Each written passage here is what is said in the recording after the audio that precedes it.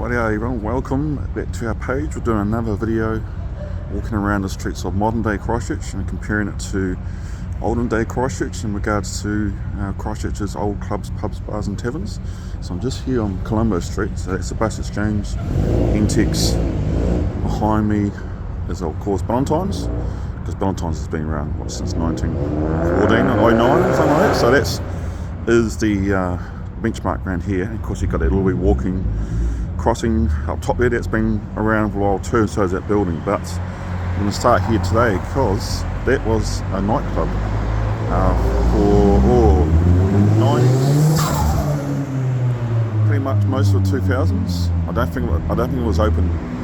Could have been before the breaks. Well, I didn't actually go there, I can't remember. But what used to be No Names used to be an infamous gay bar, and then became Base, and then Base moved around the corner to Lichfield Street. So that's where we're going to head now. So Lichfield Street had a lot of bars in it, especially say more per capita than what Victoria Street would have had back in the day.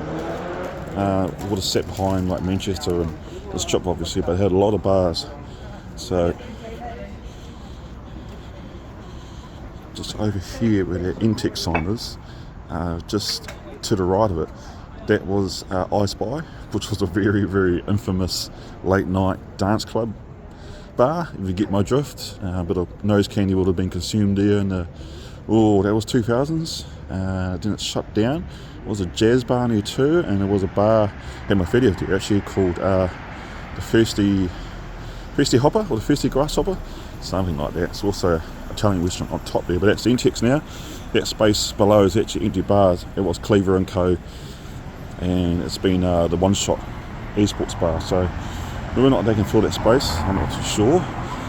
That is the modern day bus exchange, which was opposite the old bus exchange. So I used to come around this corner here, and used to be Rangiroa Bakery was in the corner here. There's a bike shop on this corner. And you come in here, and this is where Lichfield Street kind of started. Used to have the Ferrari shop. I think it was Faz. Pretty sure it was a customer of mine. I should know it. I just forget these things. So Lichfield Street kind of was a bit dead till about here. That's when the bus exchange started, and they built that bus exchange in 98, 99. The bus exchange was really good, the old one. It was fantastic. You just sit there, bus would come in, ran that loop, you hop on, hop off, and it was just so easy to get to.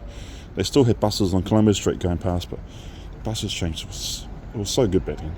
I know Christchurch has changed, but gee, should have just built the old one. Which is weird because that was built in 99, but they still pulled it down.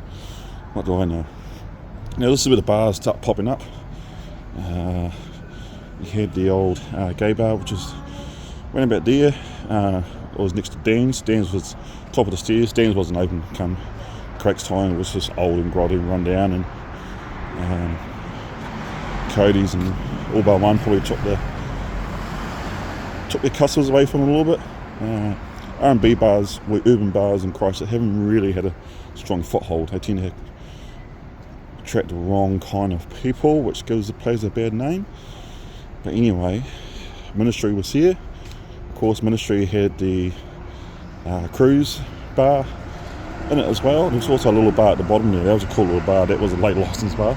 I remember going there at 7 o'clock in the morning with a chick trying to score. I was like, what the fuck am I doing here at 7 o'clock in the morning? It was a Saturday morning too. There was no sport on, but gee, when I pulled up at the taxi hub, I was like, yeah, no good.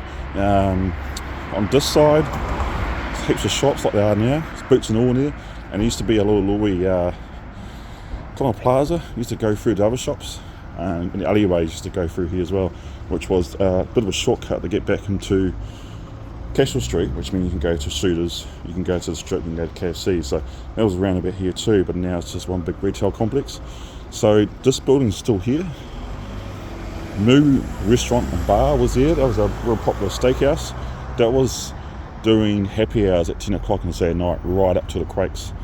It was trying to get a name for itself because Soul Square, which is coming up, they were just around the corner, so they could, pick off customers here and there. Another infamous place was Men Friends. A gentleman passed away in a doorway of this place. I think it was around about here. Of course, you walk into the Soul Square, you kind of laugh when you look over to it. Don't know much about the place, I'll be honest, but it must have been popular. Yeah, Drifter and the Rambler, that's a new hotel. I think that was an office complex pre-Quakes. Got Cascade over here, or as we most commonly refer to Strangers Lane. So that's come back to life now. That's kind of like a boutique backpackers hotel, I guess you kind of call it. Hasn't completely opened, as you can probably see, but it can't be too far away. And of course, Soul Square. So you can see there's quite a few bars around here. When you chuck in the Tree House used to be on Columbus Street, where Intex was. That was then Pole Club, which was a nightclub that did pole dancing and lessons. That was quite cool actually. They had a bit of a cult following, so I think she did quite well, the owners. Well, they did quite well. You can see Soul Square there. Of course, it had Lawson's Lane at the front. Then it had a Mexican cafe above it. Then you had the Honey Pot. Honey Pot was actually a live music space before the Quakes. So they actually opened up the top, which used to be a DJ box, which used to be like a massive nightclub, hidden kind of nightclub, kind of like you had to know people to know where it was, kind of hidden kind of thing. Again, they had a late license, so I remember coming here all 6 in the morning, and all the strippers were walking in from the Doll's House and from CG's. I was like, oh wow, and they were all there at 8 o'clock in the morning. I think I had to leave. I think I had to be somewhere that day. I got no sleep. How the fuck we did it back in the day? Because I know these modern kids don't know. I know they're doing benders and stuff, but nothing can beat staying out at 8 o'clock in the morning, going home, and then doing what you've had to do. Fortunately, most Kiwis start at 8:30, so if you're working that day, you had to be home by 7 to have a shower, quick nip, and then get up. But geez, I don't know how we did that. You can see the lights up there, pretty cool.